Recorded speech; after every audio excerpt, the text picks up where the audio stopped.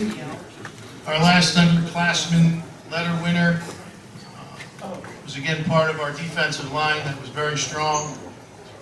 He had 18 tackles for loss. I know some stats, not all stats records are kept, but I would bet my house that that's a school record. Had a tremendous year.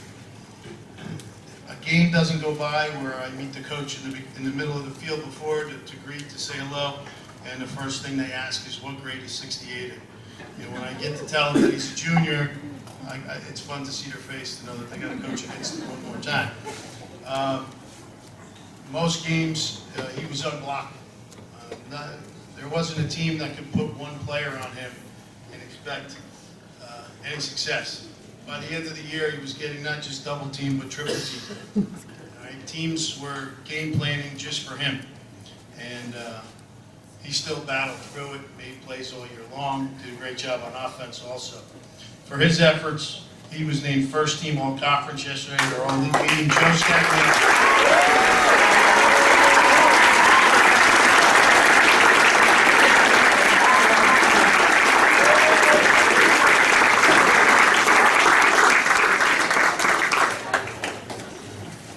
As I said, we had a lot of underclassmen letter winners, and as Coach Heyman said earlier, our JV season ended on a positive note.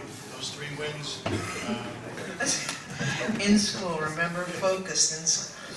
So this is a little bittersweet for me tonight here, because I look up here and some of these guys were water boys when I was the athletic trainer, so it does. Don't cry on me now. It does. It's definitely probably one of the most sentimental nights that I think I'm going to have this year with this senior class. I'll never forget Coach DeSarno's first year, and I think these guys were in 6th, 7th grade-ish, and he came running into the training room. He's like, Sam, we just got ripped off by these 2 kids. I'm like, what are you talking about? These 2 kids are riding their bikes down the runway. They got our equipment on. And it was actually Chris Sweeney and Joey Scaglione. And they were little, but they weren't too little.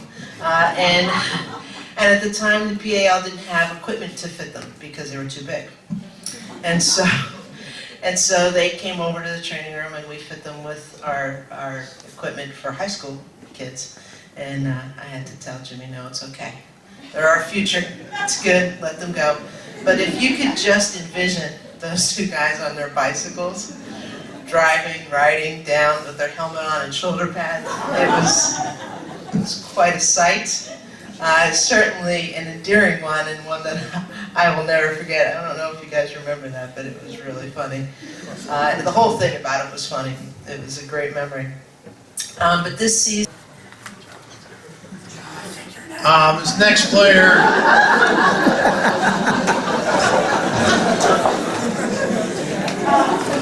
was going to call Gabe up next. This next player, now that I'm in Office A all the time, he seems to be in there all the time.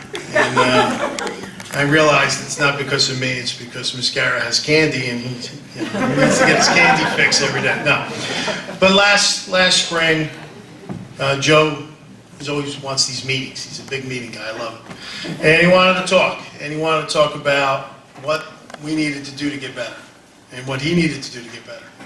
And what's great about Joe is that, you know, when you're a coach and you ask these kids, you know, you need to tell us things. You need to be open. You know, that's Joe. Joe was the guy that could come into the office and tell me what's wrong, tell me what's going on, and was open to listen to what he could do to get better. And you know, it's hard to tell him because he's a great player. He's a 3-year starter for us. He's the strongest player that ever played here, hands down. And the numbers prove it. And it's his work ethic, you know, and it's all because of hard work. And you can't produce the numbers that he produces in the weight room. You can't produce the numbers that he produces on the field without a work ethic. And last night he was named first team all division. Joe Scaglione.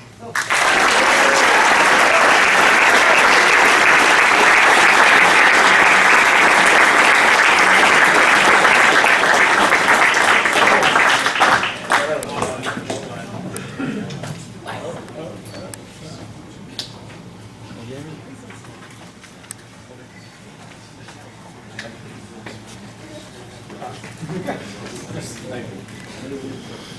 do have a big head.